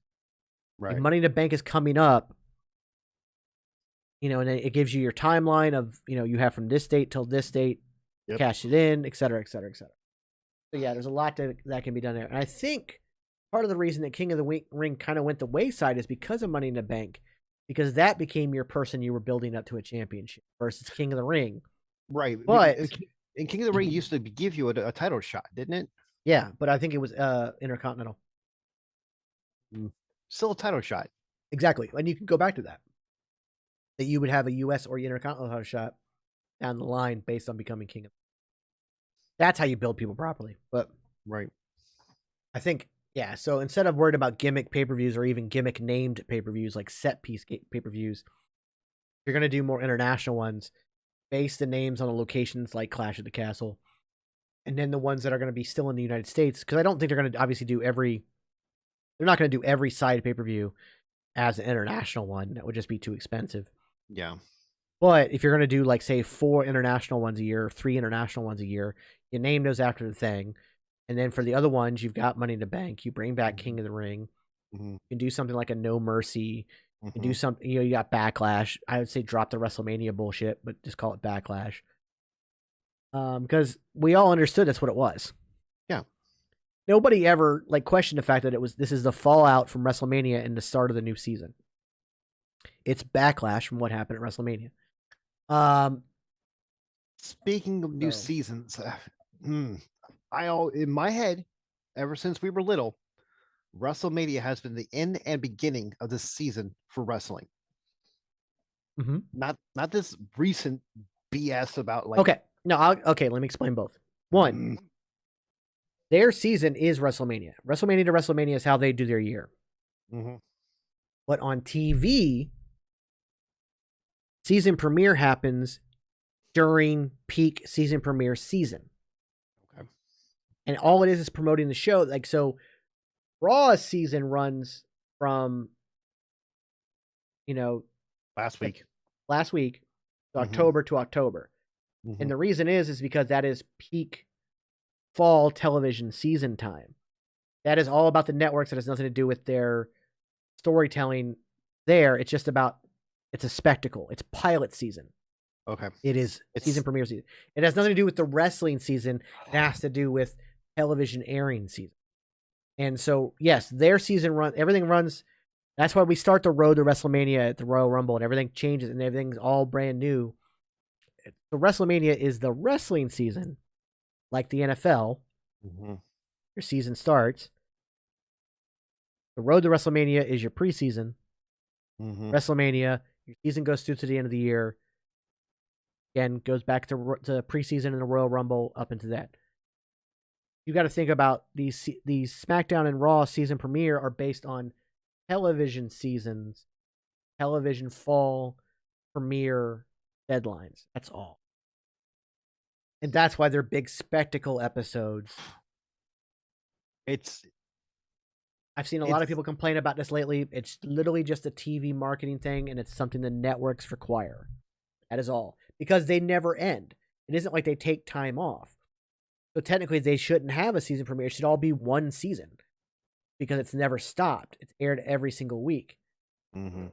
But for TV, the networks require this as part of their TV deal.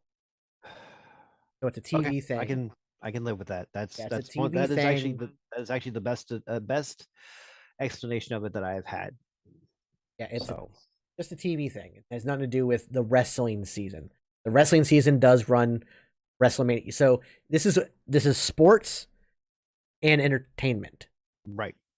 So the sport aspect, you have to look at it like the NFL.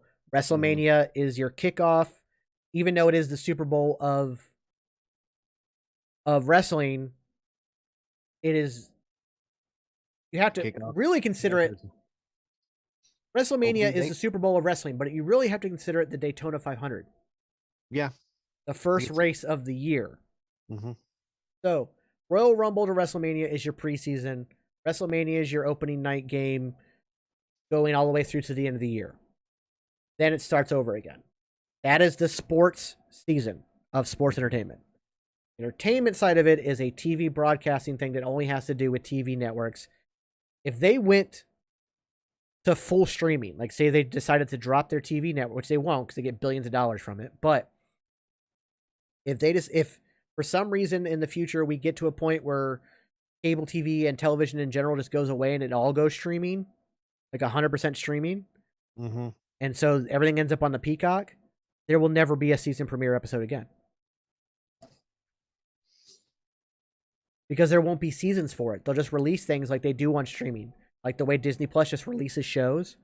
There won't be which is much better, by the way, than Netflix. Well, regardless, like there will never be a pilot season. There would never be a fall debut season. It'll just be this show's coming out this day. Yeah. Which I think we're learning from streaming that works better because you can get more hype around a show versus a bunch of shows at the same time coming out. Yeah, so, I remember us as kids going, okay, so we've got this show coming out, this show coming out. Like, yeah, you got to determine which one you're going to watch. So, yeah, I think that if they ever went full streaming, that those season premiere episodes would go away. That is purely a TV network thing. That's all it is. And I get that it doesn't make any sense, but it's fine. Yeah. It's again, it's just part of their contract. It's part of their thing. We're getting old, dude. Yeah. It is what it is. Yeah. But honestly, back to the very basic of what we were talking about. It is necessary, in my opinion, for both the storytelling and the matches. It is necessary for both. If you look at, like we talked about, the WrestleMania season, it allows you for long-term storytelling when you have that. Once AEW, which they kind of have, but they truly lock in their pay-per-views, figure out which one is truly their biggest show, which it looks like right now All Out is going to end up being their WrestleMania. Yeah. But they find a better way to book everything, as far as those go, because that show was it got to be a hassle to watch. It was like 7 hours long. It was ridiculous. I don't So, mind. I don't mind the 2 night events that WrestleMania has oh become. god, I'm so happy with like when I like. So the first 2 night event was the Thunderdome era one, but then Yep. the first live one was the next year, and I got to go to that in Tampa, No, so and nice. that was amazing because I didn't feel worn out on either show, and that was so good, so much fun. And the Royal Rumble, like when I went to that in St. Louis, I didn't feel worn out because I didn't do it. That wasn't a super long show. It was 5 hours, Yeah. or I think it was 4 hours. It was four. But I feel like you could have made. I think the big four should be 2 night events. Okay. You do Royal Rumble, so you have the men's Royal Rumble one night, the women's Royal Rumble the next night, or vice versa. And you make the big four Royal Rumble, WrestleMania, SummerSlam, Survivor Series 2 night events. And especially now, if you're going to do War Games at Survivor Series, you can obviously cap off one night with War Games, cap off the next night with War Games. Oh, that'd be so nice. SummerSlam, big championship matches, kind of like what they do at WrestleMania to cap off each night. Okay. Your SummerSlam and WrestleMania are just capped off by massive championship matches. Your Royal Rumble's capped off by the Royal Rumble gimmick. Your Survivor Series is capped off by War Games. The big four should be 2 night events, and every other pay-per-view is a 1 night event. I think that works best. And you make them 4-hour shows. They don't have to be super long. WrestleMania would be the only one I would say do 5 hours each night because it is your Super Bowl. Yep. All the rest are 4 hours each night. Regular pay-per-views are 4 to 5 hours depending what you have going on. But in general, I think that would be how I would book it. Which, by the way, I mean, I did apply. There's a writer position at WWE open right now. If you go to LinkedIn.com, I did apply for that job. I technically don't qualify for it. However, I applied for it, and that would be one thing I would suggest. I just think that the paper, like, there's a very nice structure to the pay-per-views that way. I think it would get you. The thing is that you need to make sure you've got the good spacing too. Oh, exactly. Like right now, Crown Jewel's coming up in like what, a couple days, a week November or so? 5th in November 2 5th. weeks. And then Survivor Series is exactly how far after that? 3 weeks after? Yeah. And Extreme Rules was last week. That's the 26th. Yeah, it's 3 weeks later. Yeah, the spacing needs to be a little bit better. So I mean, if we need to completely eliminate pay-per-views, I understand, because that gives time for the growing of the storylines, the ability to, and legitimately, I thought that's why AEW was going to have so few pay-per-views, is because they wanted to focus on the storyline, making sure that everyone got a chance to shine.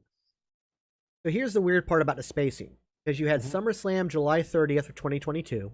Right. Clash of the Castle wasn't until September 3rd, so all of August didn't have a pay-per-view. They had an NXT one, but they didn't have a WWE one. Now you had Extreme Rules on October 8th. Yeah. And Crown Jewel on November 5th. So basically a month apart. Yeah. And that's fine. But then you got Survivor Series in 3 weeks. Now, granted, Crown Jewel, I think, is the one exception here because, again, it's a mostly non-canonical pay-per-view. Right. So if you look at this canonically, you have October 8th Extreme Rules, November 26th Survivor Series. Right. So, I mean, that's fine. And it looks like we don't have one listed for December. Not seeing a December pay-per-view at all. And they just got, they were supposed to be, technically, the January 1st one was technically supposed to be the December one. Yeah, I'm trying to see if listed here. Let's see, WWE. Yeah, there's nothing in December. So we won't have another one until January.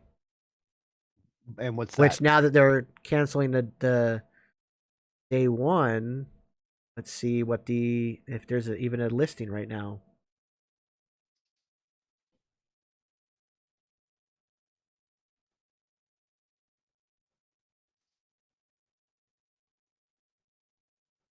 Let's see. It'll be the Royal Rumble, January 28th. Unless they add in a day one or something similar at the beginning of the month. But as of right now, November is going to be the Survivor Series is going to be the last pay-per-view of the year.